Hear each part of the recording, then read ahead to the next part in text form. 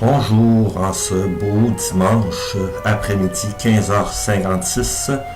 Le quatrième principe, si on fait juste un petit survol, le premier principe veut en faire en sorte qu'on prenne connaissance de soi, qu'on puisse apprendre de soi, apprendre nos limites, non pas afin de nous freiner, mais apprendre de nos limites afin de pouvoir les surpasser, les accueillir dans l'évolution. Et le deuxième principe veut que nous vivions dans la simplicité d'esprit, qu'on puisse bâtir sur des moments magiques, des moments positifs et des défis. Non pas d'accueillir les peurs comme étant quelque chose d'insurmontable, mais d'accueillir les peurs comme étant quelque chose qui nous pousse à aller au-delà de notre zone de confort.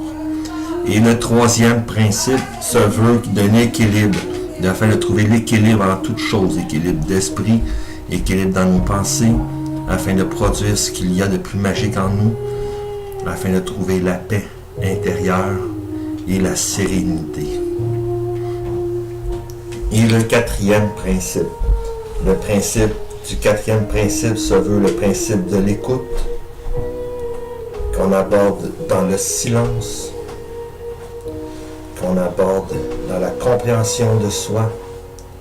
et dans l'amour du partage entre soi et soi. Nous pouvons toujours écouter, parler, dialoguer. L'unique pouvoir qu'on détient, c'est de choisir le moment où on fera régner le silence en soi afin de pouvoir écouter ce que l'intérieur veut nous dire, ce que notre intuition, notre cœur veut bien nous dire. Au-delà de tout ça, l'écoute nous permet d'apprendre, que ce soit de la nature, que ce soit des êtres qui nous sont chers, de nos amis, d'apprendre de la nature. On peut se réfugier, être seul, vivre de la solitude. La solitude n'est pas quelque chose de négatif. La solitude nous permet de nous faire une introspection afin que nous puissions progresser, évoluer dans la parfaite harmonie avec nos propres valeurs et nos propres croyances. Au-delà de tout ça,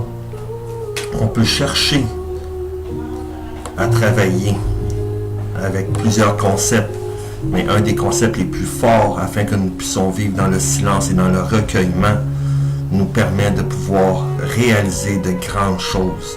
réaliser des moments de par la méditation, de par le recueillement dans le silence, afin de comprendre les grands mystères de la vie, afin d'écouter ce que la vie veut nous dire, non pas pour suivre ce que la vie nous dit, mais afin de co-créer dans la vie, de créer le positif, de créer notre paradis. C'est de par l'écoute sincère, l'écoute authentique, que nous pouvons construire un monde meilleur. De par notre écoute, l'écoute intérieure, l'écoute de notre intuition, l'écoute de notre divinité, de par l'écoute aussi de notre cœur, de nos émotions, de nos croyances, de nos valeurs. Si on est triste, si on prend le temps d'écouter en soi, on trouve toujours la source de cette tristesse. Que nous soyons tristes, en colère,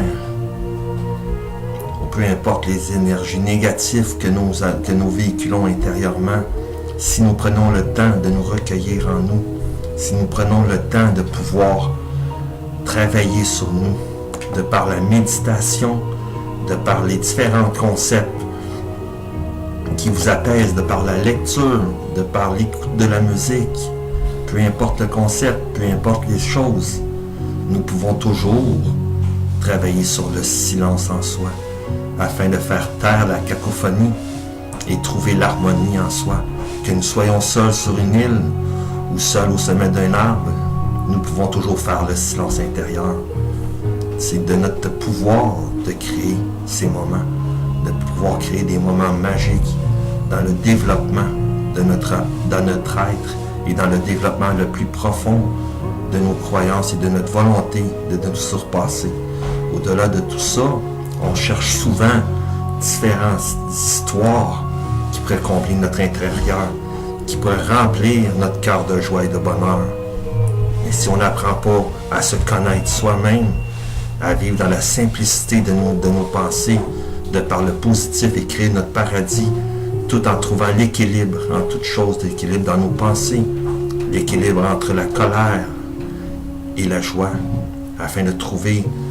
le juste milieu en toute chose, afin de trouver un équilibre et trouver la paix d'esprit. Nous pouvons toujours entendre l'oreille afin d'écouter l'intérieur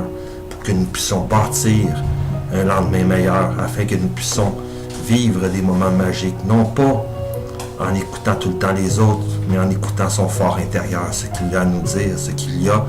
à pouvoir, ce qu'il y a de plus magique, la conversation avec soi dans le silence le plus absolu, en faisant taire la cacophonie et en faisant taire les intermédiaires.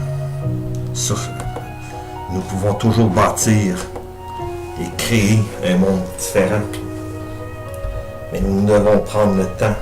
d'écouter notre intérieur et bâtir un monde meilleur de par notre réussite, nos engagements et la vision globale des choses. Je vous souhaite une très belle journée